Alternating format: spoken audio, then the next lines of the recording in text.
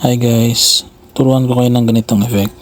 Yung towel pag binaba magiging bola. Madali lang yan guys.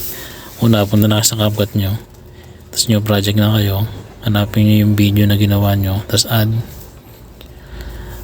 Tapos guys, pag yung video nyo pansin nyo mahaba, trim nyo na lang. Ito, in-split ko siya dito sa kung saan ako magsisimula na. Halimbawa dyan na, yan yung pinaka intro ko na yan. Split nyo lang tapos delete nyo yung unahan. Yan yung pinaka intro ko nyan. Tapos guys, hanapin nyo naman yung kung saan nyo gustong tapusin yung magiging video nyo. Yan yung sa akin. Tapos huwag nyo muna basta burahin. Hanapin nyo naman yung pagbagsak ng bola.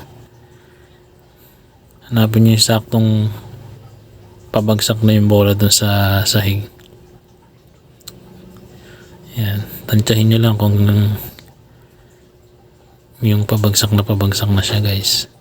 Tapos split nyo guys, tapos delete nyo yung kabila. Yan, tapos yan guys, yung ganyan maging kalabasan yan. Umiksi na yung video nyo kasi na-trim na natin eh.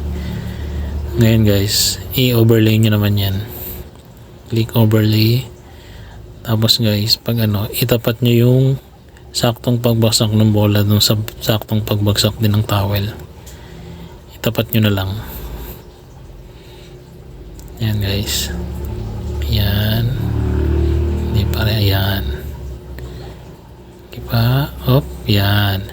Tapos itapat nyo yan guys. Yan. Yan. Ganyan ang kalalabas niya pag di pa siya na mas. Ngayon imamas na natin siya guys.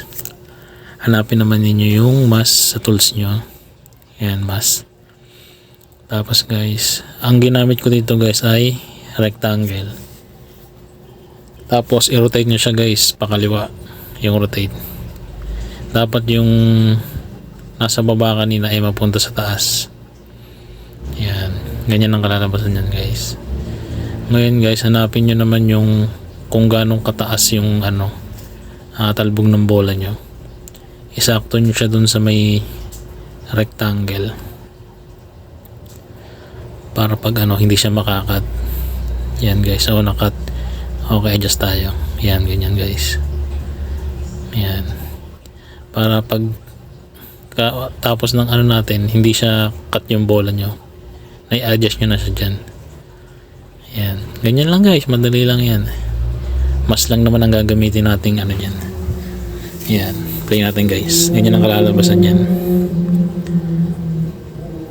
O, diba?